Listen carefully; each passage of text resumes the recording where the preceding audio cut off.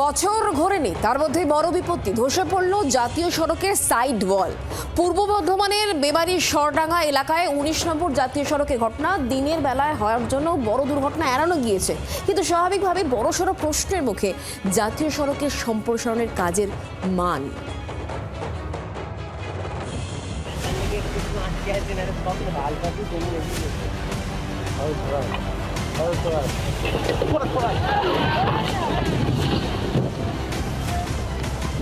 এই ছিল, এই নেই, মুহূর্তের মধ্যে চোখের সামনে ধুলোয় মিশে গেল গার্ডওয়ালের একাংশ।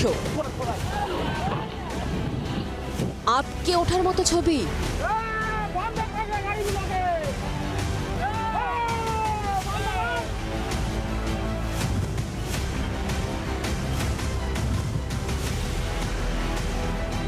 বুধবার সকালে ব্যস্ত সময় বিপত্তি। মেমারির সরডাঙ্গা এলাকায় দুর্গাপুর এক্সপ্রেসওয়ের বর্ধমানমুখী লেনের সাইড ওয়াল অনেকটা অংশ জুড়ে হুড়মুড়িয়ে ধসে পড়ে।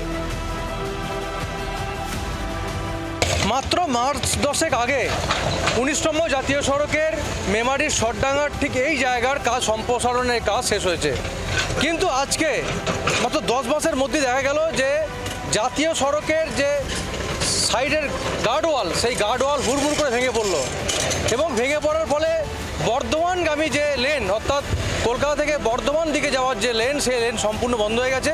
প্রথমে আপনার যে ব্লকগুলো আছে সিমেন্টের ইটের, ওটা প্রথমে ধসে পড়ে নিচের দিকটা অটোমেটিক।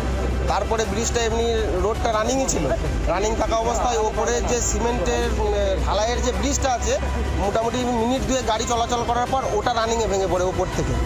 স্থানীয়দের দাবি, ঘটনাটি রাতে ঘটলে বড় বিপদ ঘটে যেতে পারত। রাত্রির দিকে হলে অবশ্যই কোনো বিপদ হতে পারতো, হয়তো দিনে চোখের সামনে হলো সঙ্গে সঙ্গে নো এন্ট্রি করে দেওয়া হয়েছে রোডে। তারপরে বাইপাসে গাড়ি বাইপাস দিয়ে চালু করা হয়েছে, মেন রোডটা বন্ধ করে দেওয়া হয়েছে।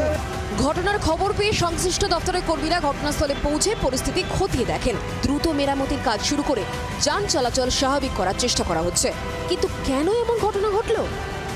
স্বাভাবিক প্রশ্ন উঠছে কাজের গুণগত মান নিয়ে। স্থানীয়রা প্রশ্ন তুলছেন, মাত্র মাস 10 আগে যে কাজ সম্পন্ন হয়েছে জাতীয় সড়কের সম্প্রসারণের কাজ, কী করে এর মধ্যে ভেঙে পড়লো। জি 24 ঘন্টার জন্য ক্যামেরায় সদন সিনহার সঙ্গে অরূপ লাহা, বর্ধমান। বাংলার আওয়াজ, বাঙালির আবেগ, জি 24 ঘন্টা।